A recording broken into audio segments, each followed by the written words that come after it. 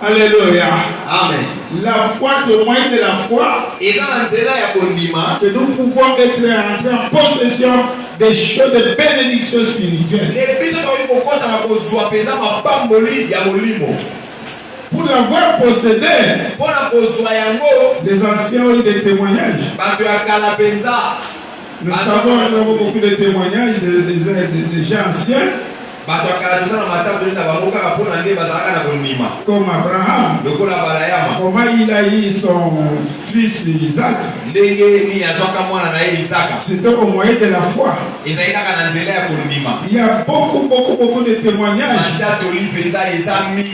concernant la foi. C'est-à-dire, si tu n'as pas la foi, n'espère pas aux choses spirituelles. Tu vas commencer à forcer les choses sans avoir les résultats. Même pour être guéri miraculeusement, vous devez avoir la foi. Jésus-Christ lui-même disait, si tu as la foi, tout est possible. Vous savez qu'il y a une chose, une puissance qui défie le monde, que le monde ne parvient pas à maîtriser. C'est la mort. Mais Jésus-Christ a dit à Marthe, son frère qui était déjà mort pendant 4 jours, Jésus a dit, si tu crois, ne t'ai-je pas dit que si tu crois, tu verras la gloire de Dieu.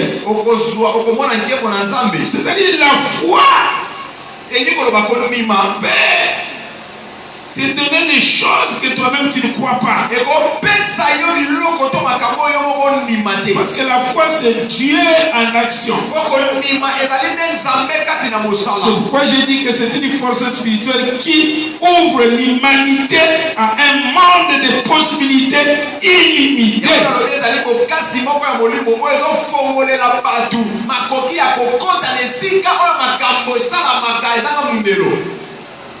Les meilleures productions du pays appartiennent à ceux qui aiment Dieu de tous les cœurs.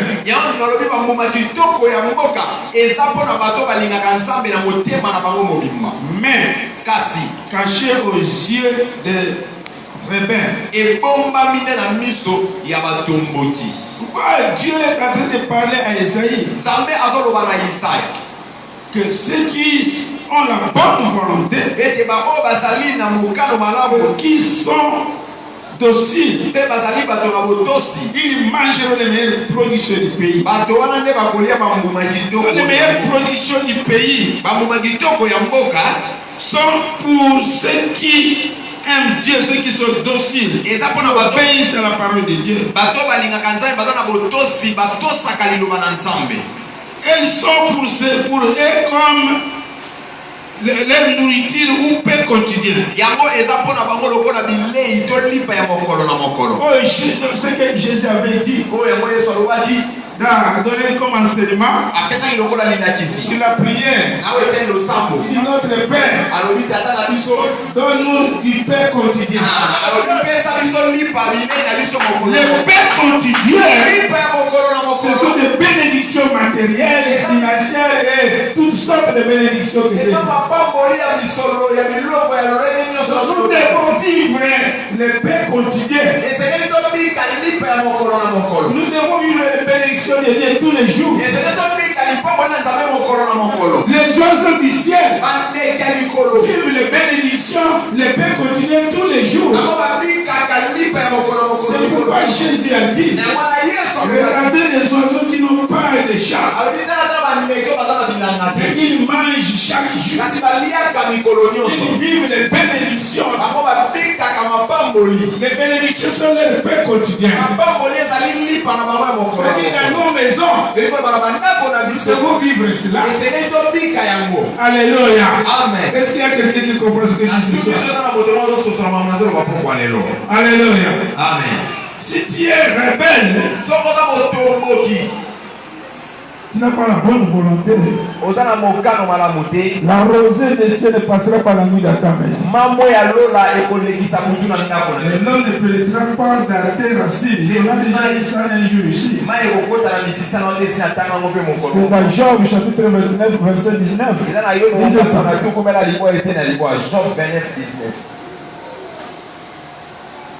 Job 29, 19. L'eau pénétra dans mes racines. La rosée passera dans la nuit. Si mes branches. Alléluia. Amen. Si tu es docile, si tu as la bonne volonté,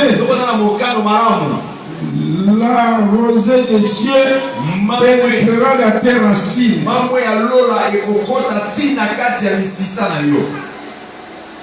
Et la pluie ou l'eau pénétrera dans ta maison.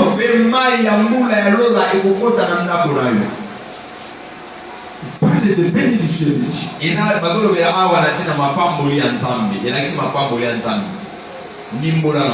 Les meilleures bénédictions. Dans ta maison, tu as besoin de la rosée.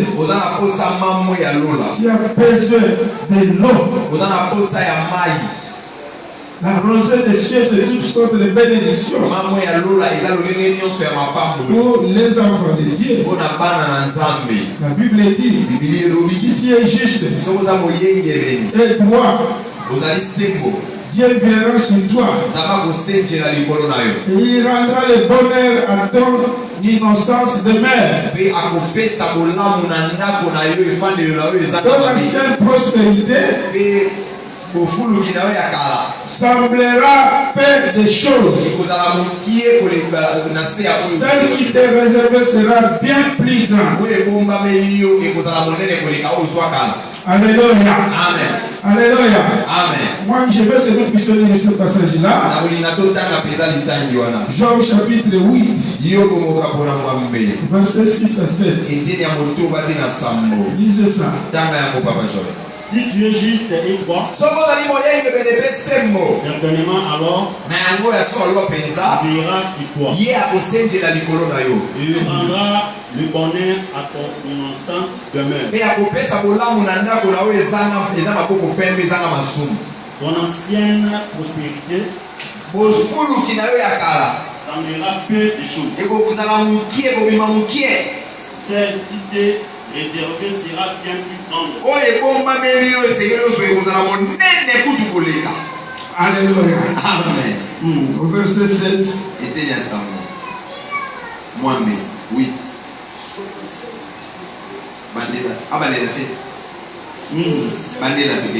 Ton ancienne prospérité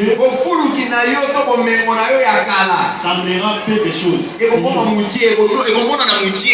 Celle qui t'est réservée sera bien plus grande. Alléluia. Amen. Il y a aussi un passage là que je voudrais qu'on puisse lire aussi. C'est ce même texte. C'est-à-dire au verset 9. Verset 9. Car nous sommes d'hier et nous ne savons rien. Nos jours sur la terre ne sont qu'une ombre. Retenez la première phrase. Car nous sommes d'hier et nous ne savons rien.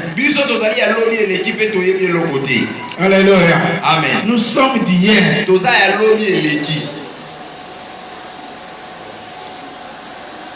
Et Dieu est en train de dire, si tu es juste, la prospérité sera plus grande. Ce que tu as d'abord est très peu, ce que Dieu est en train de préparer pour toi est plus grand. C'est pas tel que tu es là. Il y a une grande bénédiction qui t'est réservée. Ce que toi tu penses aujourd'hui que tu es béni, c'est rien. Ce qui Dieu t'a réservé est plus grand. il dit, nous sommes d'hier. Nous ne savons rien. Écoutez, hier, l'homme est couvert de mauvaises choses. Notre vie d'hier est mauvaise. Entassée de mauvaises choses. C'est pourquoi on ne connaît rien. Quand nous venons dans le Seigneur, nous devons nous délivrer, nous devons chercher à nous libérer de notre hier, de notre passé. Nous devons nous séparer de notre vie passée. Parce que nous sommes une nouvelle créature. Nous sommes venus dans le Seigneur pour changer notre identité, pour changer notre identité.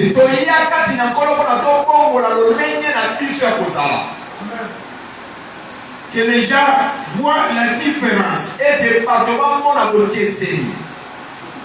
Je suis en train d'introduire le séminaire. Il y a un constat amer. Pourquoi nous chrétiens, nous ne vivons pas les mêmes productions? Nous chrétiens, nous sommes en train de pleurer comme les païens. Rien ne marche. Tout ce que nous faisons échoue. Pourquoi? La réponse est simple. C'est à cause de notre incrédulité. Mon cœur est là à comprendre ce que Dieu nous dit par son esprit. Nous sommes capables de saisir des bêtises, de mettre les bêtises que nous attendons en pratique au lieu de mettre la parole de Dieu.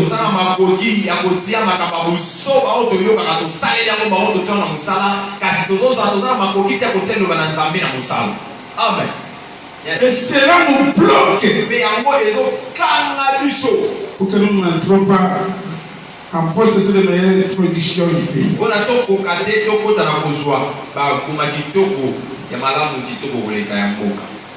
Le constat que j'ai fait est amer. Notre église a des problèmes sérieux de finances. La sécheresse persiste. Pourquoi? Parce que nous ne saisissons pas tout ce que Dieu nous parle.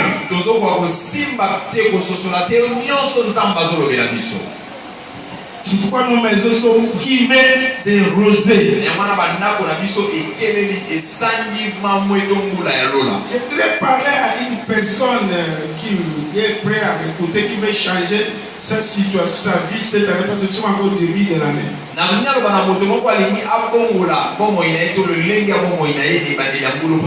Le message que Dieu nous donne dans cette église,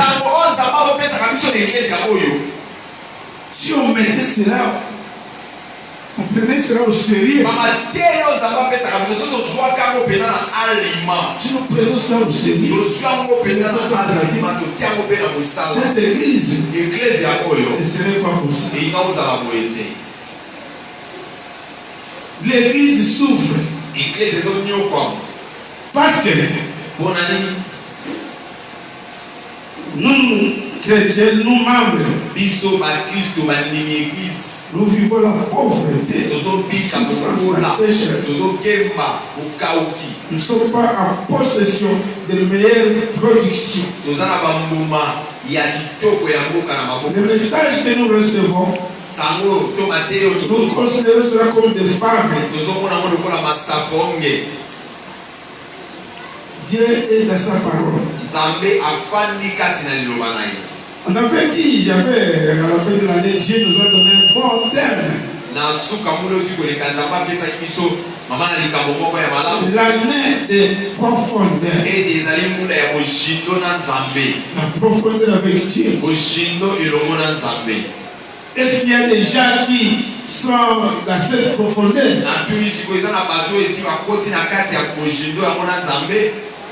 C'est la question. La profondeur avec Dieu.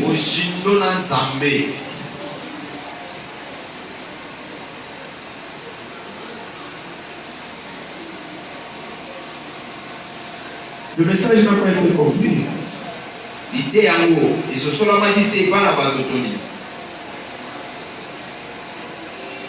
Entrer dans la profondeur de Dieu, vous allez savourer les meilleures productions. Dieu a dit invoque-moi, je te répondrai et je te ferai voir les choses cachées que tu ne connais pas. Il y a des choses qui sont cachées à tes yeux. Les meilleures productions sont cachées à tes yeux. Parce que Dieu n'est pas docile.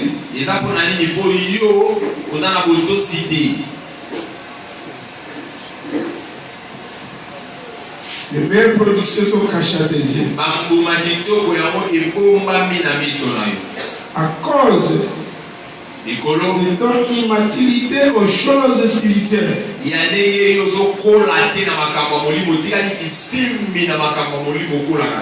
Nous ne croissons pas aux choses spirituelles. Paul, c'est Pierre qui dit croissez dans le Seigneur et dans la grâce.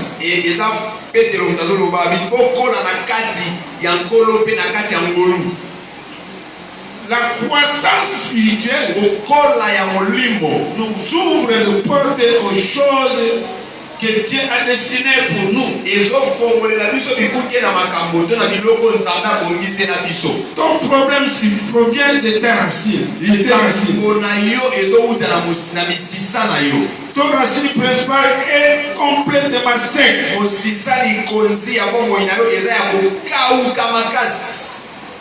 La vigueur de l'arbre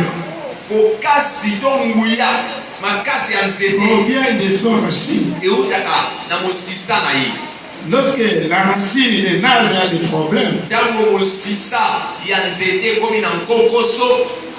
vous verrez que les branches de l'arbre deviennent vertes, commencent à sécher. Les étapes commencent à sécher.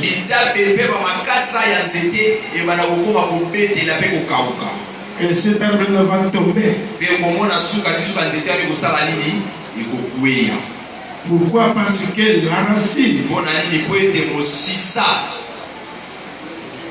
a des problèmes. Vous savez, la racine est cachée sur la terre. On ne voit pas la racine. C'est caché. La racine principale est cachée. On voit seulement l'arbre.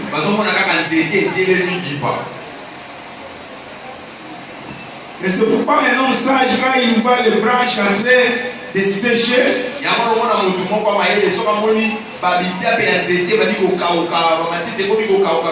il va creuser tout autour pour mettre des filières, en fait que ces racines, cette racine puisse reprendre la force, la vitamine.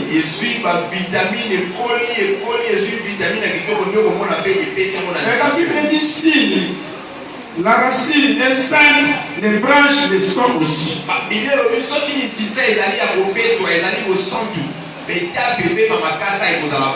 C'est Romains 11, verset 16, vous avez vérifié ça dans votre livre. Ton problème, tu n'entres pas en possession de meilleures productions. On vient de ton racine. Hier, là où tu viens, Amen. Amen. Est-ce que tu comprends ça? Ton problème c'est hier. Là où tu viens.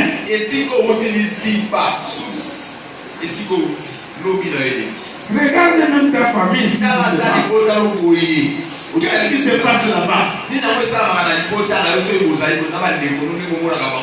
Comment ta famille évolue? Il y a des gens qui sont ici. La même malédiction qui circule dans la famille.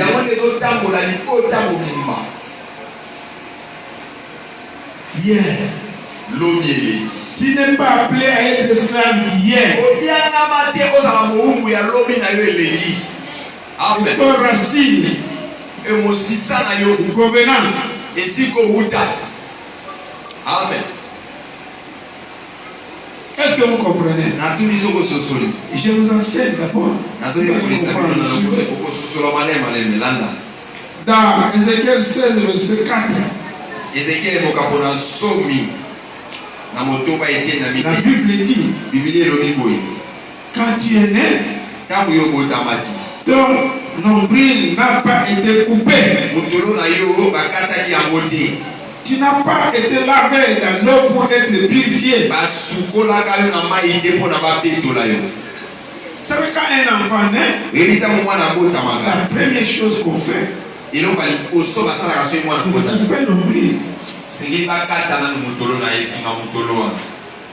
Et c'est vrai ou faux, maman? Alléluia. Amen. Parce que c'est ce nombril-là qui va te séparer avec, qui sépare l'enfant avec sa mère.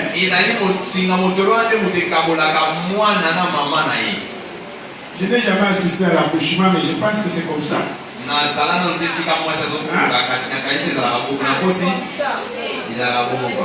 Alléluia. Amen. Voilà. Ça c'est physique. Mais spirituellement, ton nombril là est attaché aux mauvaises choses de tes parents, aux malédictions de ta famille.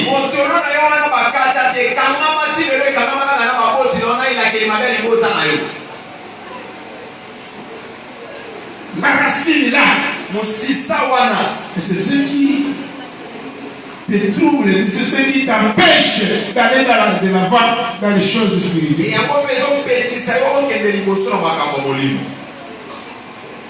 Que tu puisses vivre les meilleures productions du pays.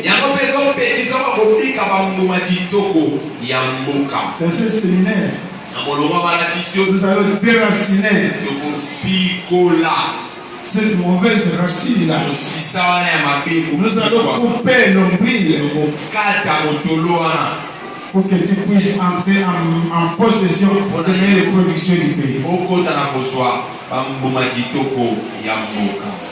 Amen. Est-ce qu'il y a quelqu'un qui comprend? Tu ne peux pas fermer le Seigneur. Je crois que ça vous semble très difficile. Non, il ne faut pas vous habituer à des choses faciles dans cette église.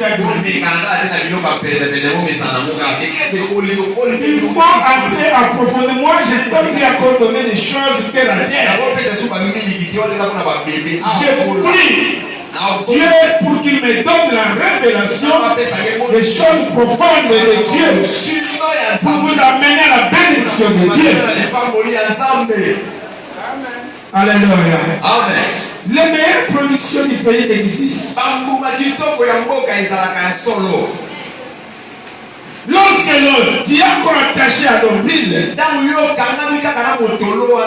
les conséquences sont visibles. Si tu es attaché à ta racine qui est mauvaise, les conséquences sont visibles. Les choses qui nous frappent sont invisibles. La malédiction est invisible. Mais les conséquences sont visibles.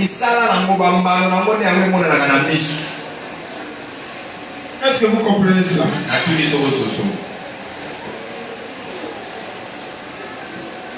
Amen.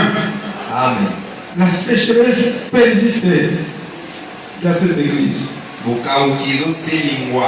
L'explosion des miracles que nous attendons ne se réalise pas. Les chrétiens ne sont pas sensibles aux choses que Dieu leur donne au moyen de son esprit.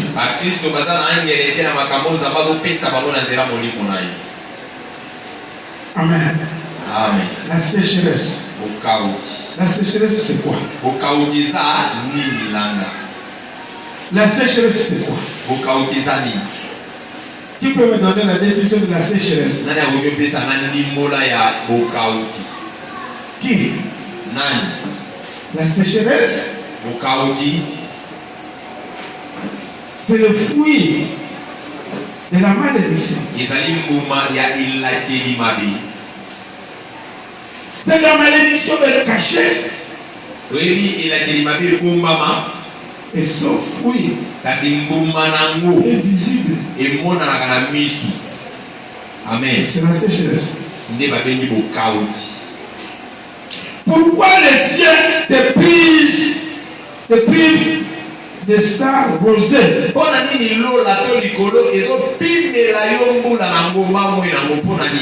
les meilleures productions te sont cachées?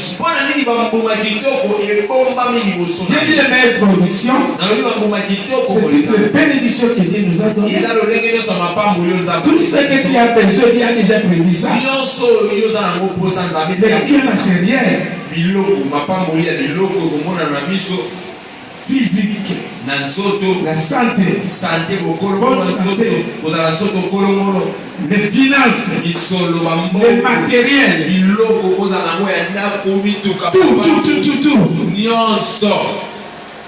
tout ce qui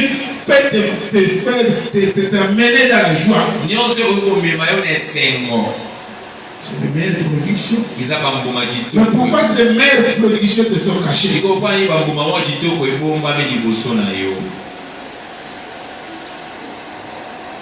Agé chapitre 5, verset 1.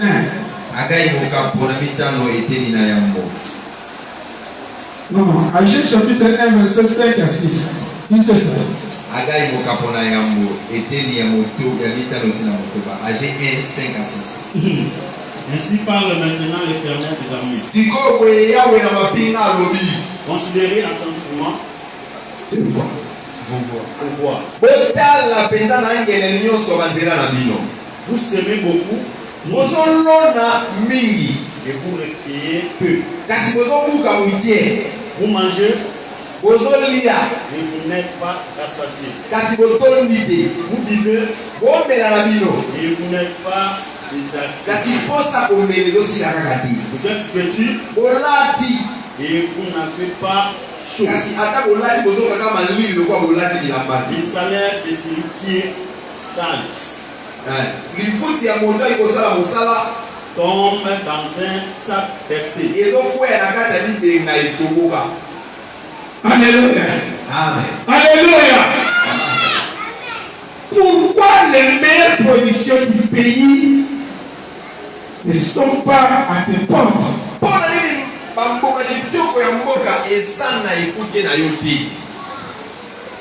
Pourquoi?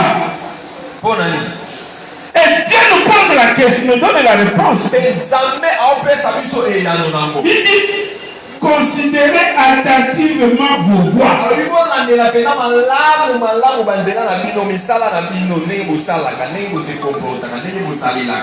Alléluia. Amen.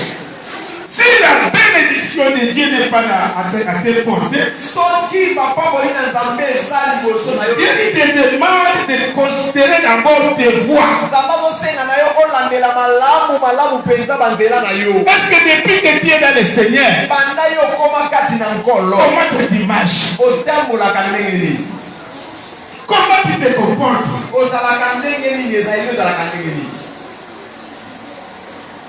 Regarde ta marche. Regarde tes voix. Considérez.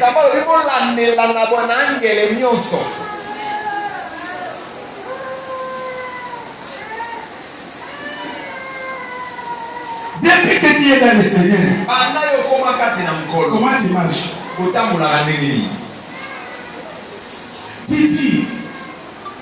Vous semez beaucoup. Vous récoltez peu.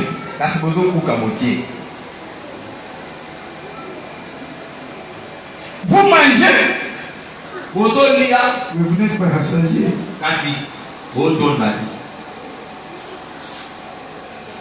Vous croyez que vous êtes bien vêtu. Mais vous avez encore foi. Vous avez foi.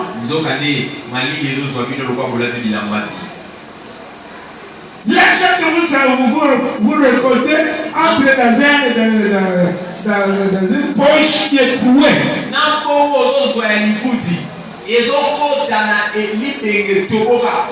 Vous savez, un jour j'ai pleuré. J'ai un pantalon, j'avais déjà. Je ne porte plus ça. Un pantalon noir. Le pauvre,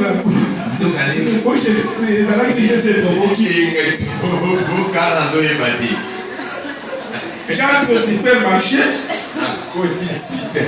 J'avais $20. J'ai acheté crème. On m'a donné le retour. $10 plus le franc congolais. J'ai mis ça dans les poches. Je suis sorti avec mon sachet. J'arrive jusqu'au point de cette rue, j'ai pris la moto. Je descends. Pour payer la moto, je mets là, il a mis la poche. Donc je me dis, oui, moi je suis à ton moto, et je l'avais bien. Je n'avais même pas dit ça à la maison. Alléluia. Cet argent est parti comme ça. Dans le but, pantalon, j'étais mordu au nom de Jésus. Ça c'était un mauvais signe. C'était un mauvais signe de la malédiction que la Bible dit dans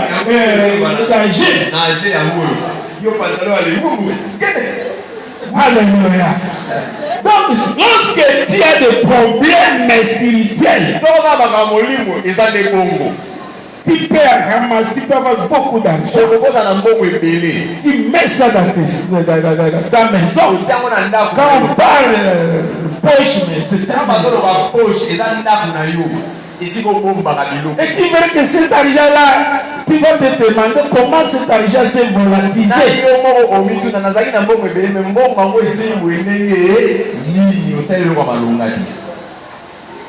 Considérez attentivement vos voix.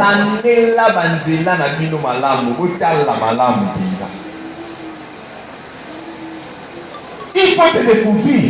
Et cette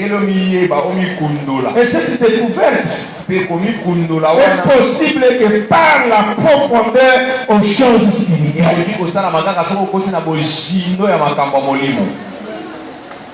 Alléluia. Amen. Vous savez, il y a des gens qui prient, qui viennent à l'église. Ils viennent à l'église.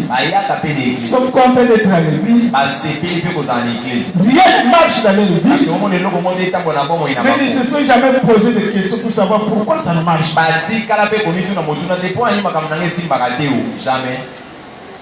Dieu a dit à Jérémie, une fois que moi je te répondrai, fais-moi les choses cachées que tu ne connais pas. Le ciel te prime les bénédictions à cause de ta marche. Parce que tu es encore attaché à ta racine. Mauvaise racine. Ton nombril n'a jamais été coupé. Et dans 1 Corinthiens, la Bible dit, ne savez-vous pas que votre corps est le temple du Saint-Esprit? Celui qui détruit le corps, Dieu le détruit là. Il dit que personne ne s'habille soi-même. Que personne ne s'habille.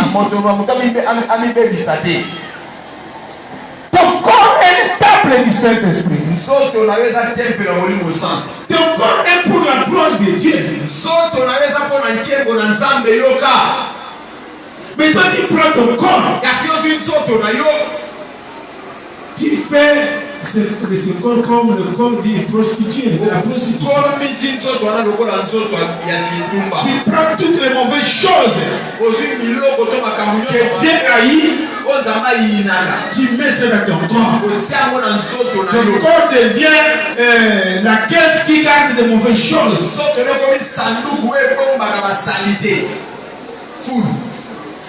Et dans l'église, quand on parle des gens qui disent de mauvaises choses, ton nom ne manque pas.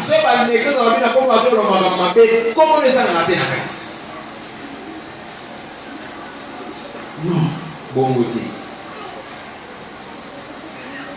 Les meilleures productions ne seront pas dans ta. Zacharie 1, verset 11.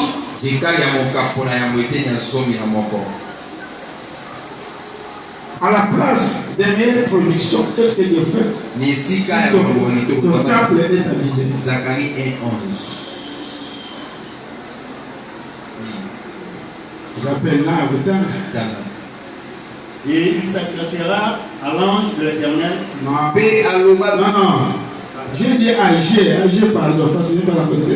AG chapitre 1, verset 11. Ok. AG 1:11.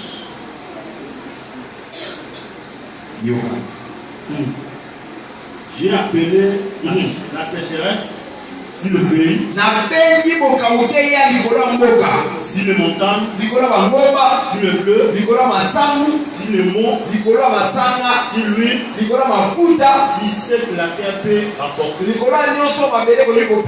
les hommes, et sur les bêtes, et sur tout le travail. Alléluia. Amen. Alléluia. Amen. Lorsque toi tu ne marches pas selon la parole de Dieu, tu prends maintenant les mauvaises choses que Dieu a eues, tu mets ça dans ton corps. Tu portes ça dans ton corps.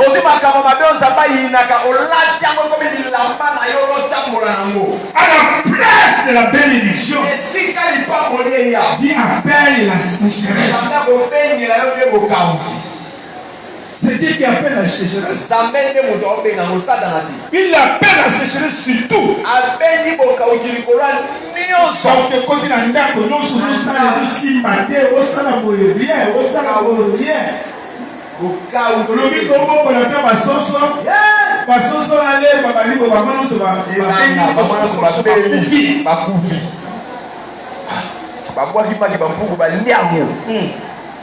Rien ne peut marcher. Bien aimé, moi je vous dis des choses que Dieu m'a dit de vous dire.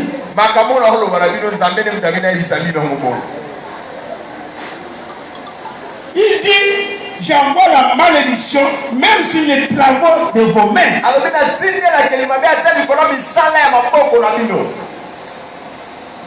Osomi mbala bilamba. Okomi na ngona wezo fungulango. Okomona ba pantalon mususu mutu alataki yango tala munene mutu koko akokola tango azante na lichase pe kala kosa. Ona ko service pour la. Tala pantalon o teke na unani. Osombali na $100 ukauzwa même à $30.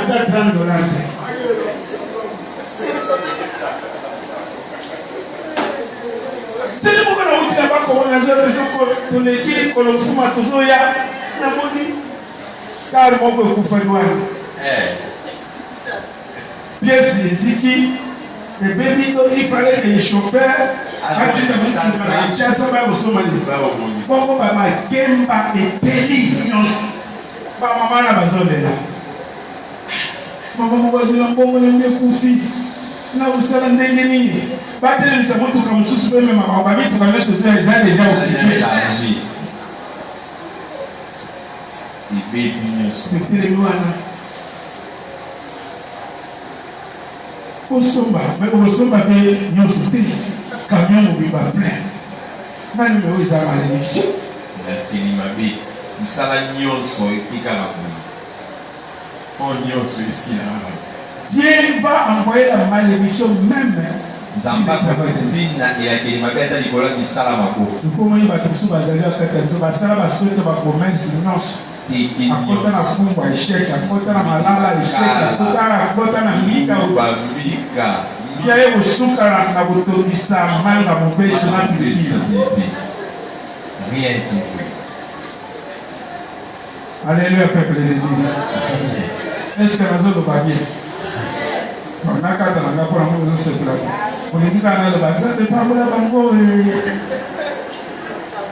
Moi je te dis la vérité pour que tu sois Nous solo pour la copa mola. Et ceux qui sont compris disent amen. Oh bah c'est bien amen bien. Zacharie chapitre 10 verset 1. Nous pouvons mettre fin à la sécheresse. Et pendant cette semaine, nous allons mettre fin à la sécheresse.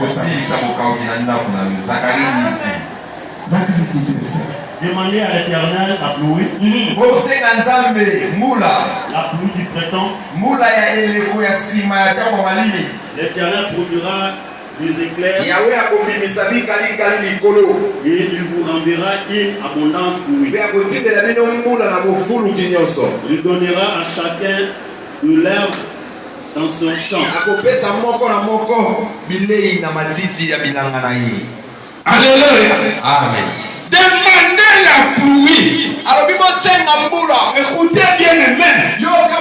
La sécheresse que tu traverses, c'est la marque de pluie. Lorsqu'il n'y a pas de pluie, la sécheresse domine. La sécheresse c'est une malédiction. Pour mettre fin à la sécheresse, il y a besoin de la pluie. Nous devons demander la pluie à Dieu. Pendant cette semaine, nous allons demander la pluie. Et Dieu dit qu'il enverra une grande pluie. La pluie de l'arrière et de la première saison.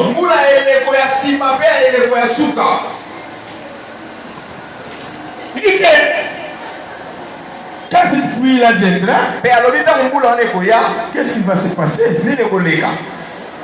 La terre va produire. Il y aura des changements à cause de la pluie. La pluie spirituelle existe. Et nous pouvons demander ça. C'est des choses spirituelles. Il faut demander la pluie. Parfois on peut demander la pluie.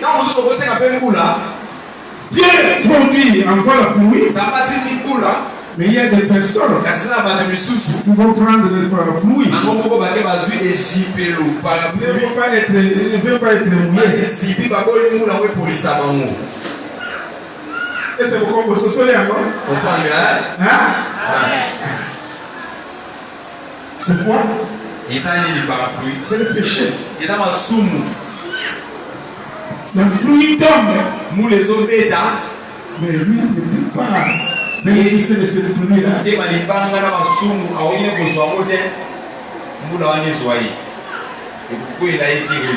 pluie vient. Car il y a une repentance sincère. Bien aimé, nous avons beaucoup prêché la bénédiction.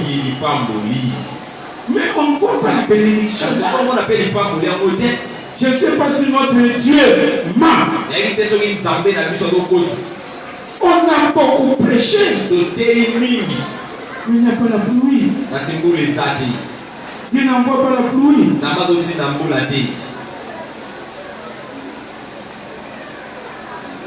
Joël, chapitre 2, 23 à 24 à 26. Papa, je peux peut-être lire ça rapidement.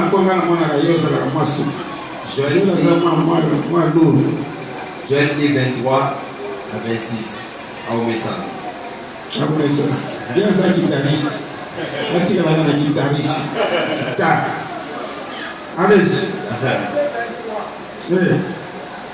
Et vous, Bébino, enfants de Sion, banana Siona, soyez dans l'allégresse et secours. Votre Dieu. Car il vous donnera la pluie en son cas. Il vous enverra la pluie de la première et dernière saison. Comme autrefois. Alléluia. Amen. Et vous, enfants de Sion, réjouissez-vous.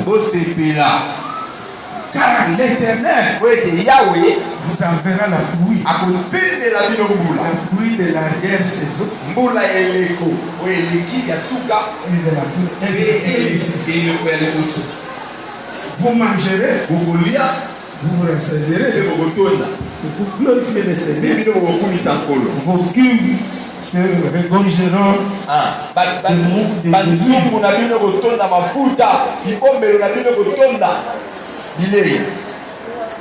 enfants de Sion. Est-ce qu'il y a des enfants de Sion dans cette église? Bazali. Est-ce que pas nation à Bazali? Qui est enfant de Sion? Amen. Bon. Si vous avez moi nation à Zanani, on peut s'en réponse.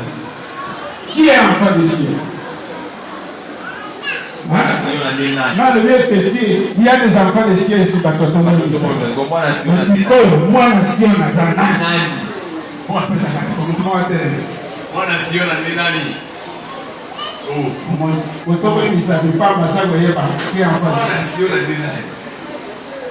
Est-ce qu'il y a des enfants de Sion ici? Bon, moi, le Sion.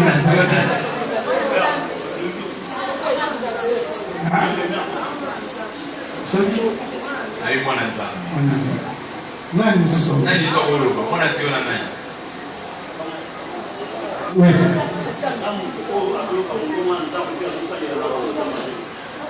Ok. Alléluia.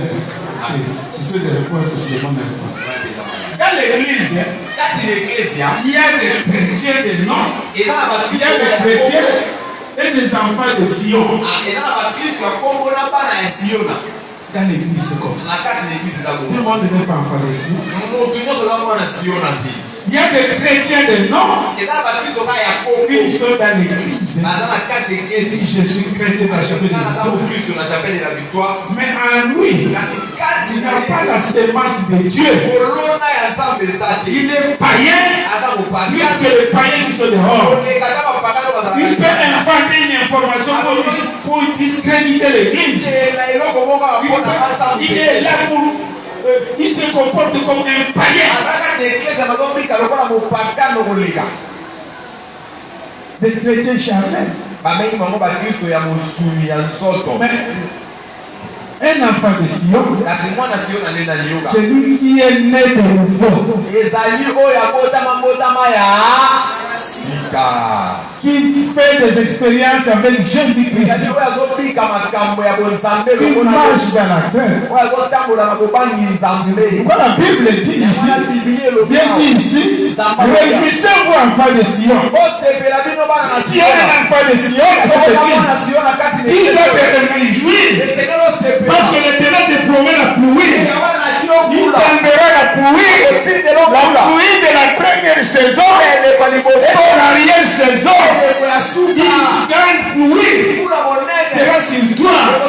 Tu mangeras, tu vas te rassasier et tu seras pris dans la confusion. Aujourd'hui, il y a la confusion dans l'église. Ne t'as pas de dire que les chrétiens vivent dans la confusion. Nous vivons dans la confusion. Pourquoi? Parce que nous ne sommes pas enfants de Sion. Amen. Les meilleures productions du pays ne sont pas pour les chrétiens charnels. C'est pour les enfants de Sion. Dans l'église. Ce sont les enfants de Sion qui ont la bonne volonté. La bonne volonté de prier. La bonne volonté de bénir Dieu. De faire l'œuvre de Dieu. De servir Dieu. Et de même Jésus. De prier. Des frères qui ont pris la décision de se séparer avec le péché. Ce sont là les enfants de Sion. Les meilleures productions du pays sont pour eux. Alléluia. Alléluia, peuple de Dieu. Mais pour les chrétiens des noms, les rebelles, la Bible dit, les glaives est sur les chemins. La malédiction les défend. La pluie ne tombera pas. Ils continueront de vivre dans l'église, dans la confusion. La rosée du ciel ne sera pas dans les maisons. Et ils ne mangeront pas les meilleurs produits. Et maintenant, je te pose la question. Si les meilleures productions te sont cachées, à qui la faute? Faute à nani? Nous allons appeler d'ailleurs faute à nani. Faute à nani. Nous allons prendre mon matin faute à nani. Faute à nani. Nous allons à qui la faute? Et c'est la faute de Dieu qui ne veut pas te bénir. Et dans ta main, vous avez ma vie à moi pour pas pour la répondez. Yannoula. Non. Et la première parole que Dieu a dit à Adam et Ève, c'était la parole de la prédication. Il a dit soyez bénis et multipliez. Dieu a donné toutes les productions de jardin d'Éden à Adam et Ève. Mais quand Adam a désobéi, a péché, Dieu lui a dit, écoutez Adam, désormais, la terre te produira des épines et des roses. Et tu vas manger de l'herbe de chaque. Alléluia. Tu mangeras les larmes et les herbes de chaque. Genèse parle de cela, Genèse, je crois, chapitre 3, verset 19.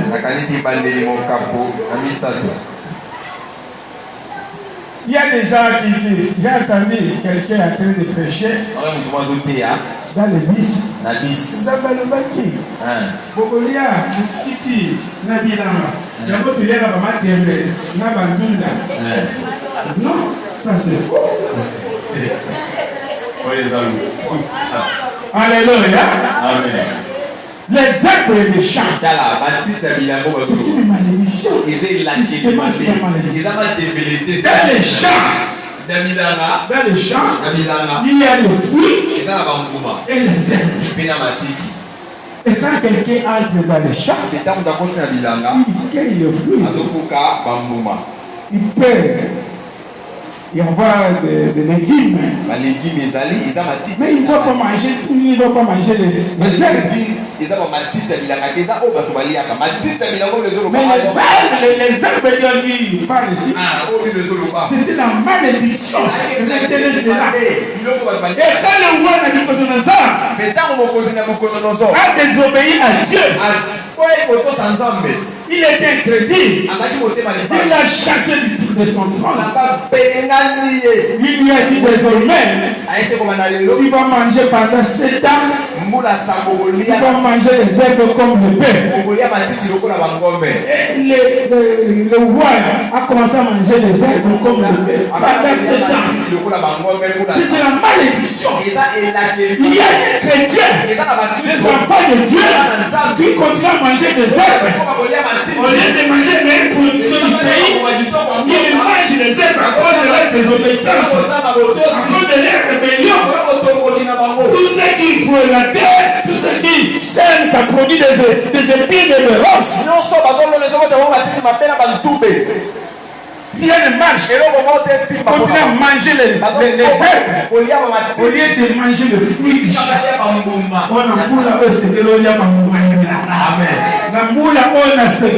nom de Jésus,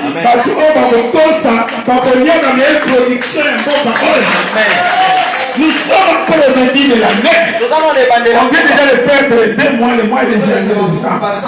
Il nous reste combien de mois? 10 mois. Et les 10 mois là, vous devez manger les produits. Pourquoi tu dois prendre la décision? Aujourd'hui, je vous ai enseigné seulement. C'est une introduction. Demain, j'entre en profondeur de ce sujet. Ne venez pas en retard. Je ne voudrais pas qu'on commence à quitter ce 21h, 20h30. Vers 18h15, je commence à prêcher. 18h15, je commence à prêcher. Il y a 2 ou 3 personnes. Moi, je vais prêcher. Amen. Amen. Amen. Si on peut acclamer le Seigneur Jésus. Vous avez la bonne volonté. Vous êtes docile. Vous mangez les meilleures productions. Mais si vous êtes rebelle, vous allez manger les herbes. Les herbes des champs. Il faut cesser à manger les herbes des champs. Tu dois manger les meilleures productions du pays. Ce que Dieu veut cette année, que tu puisses vivre des meilleures productions. Dieu ne veut pas que tu puisses vivre des miettes. Il ne veut pas que les ronces poussent et les épines poussent dans ta maison. Il va te donner la joie.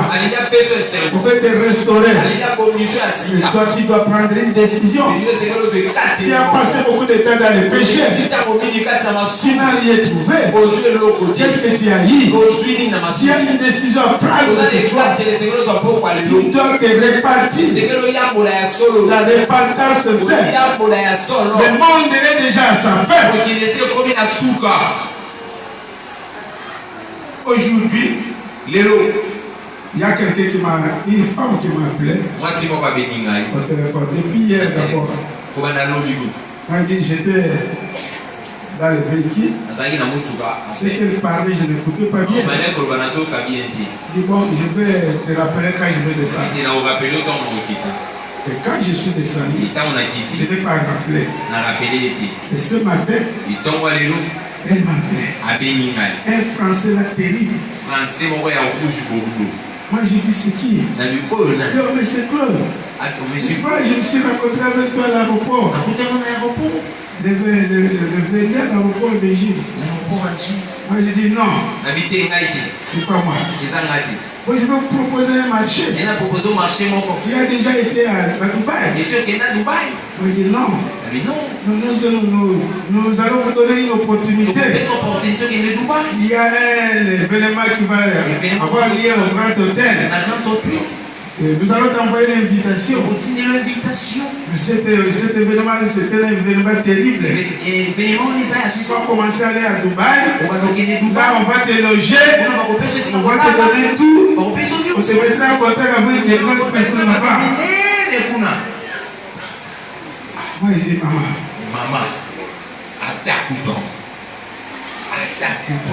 explique-moi un peu ça. Comment cela se fait? Parce que moi je te connais pas.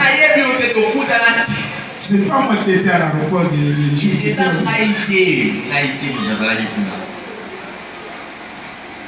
Je dis bon, envoie d'abord l'invitation, je vais étudier. On va envoyer l'invitation, mais est-ce que tu acceptes ça? Comment je vais accepter comme ça? Moi je dis bon, est-ce que tu es prêt à verser 350 000 $? Moi je dis non, moi je n'ai pas ces 350 000 $. Qu'est-ce que tu fais dans la vie? Il dit je pêche Jésus. Oh merci, monsieur Claude. On va en parler.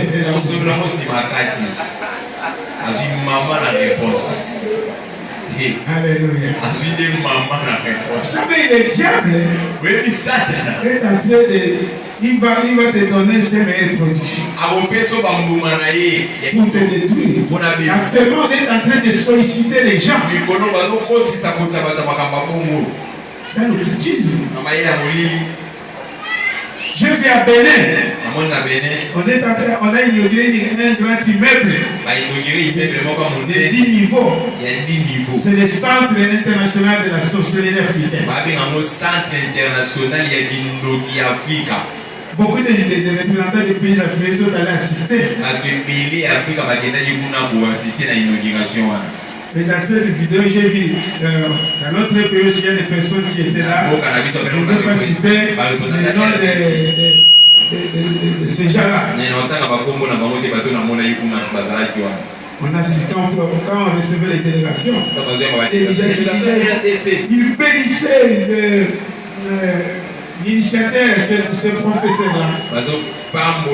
C'est une bonne chose, ça nous a marqué depuis des années. Nous devons valoriser la sorcellerie africaine.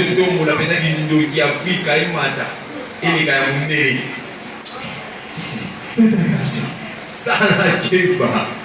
Dieu peut te bénir au-dessus de tout. On va te chercher à te dévier. Les meilleures productions du pays, ce n'est pas le diable qui donne. C'est Jésus-Christ qui donne. Si tu es docile, si tu as la bonne volonté, tu mangeras les meilleures productions. Amen. Amen. Amen. Ça, c'est l'introduction de Julia. Est-ce qu'il y a quelqu'un qui a compris cela? Ok, avant de prier pour vous, ça ne serait pas une offrande. Dieu m'avait dit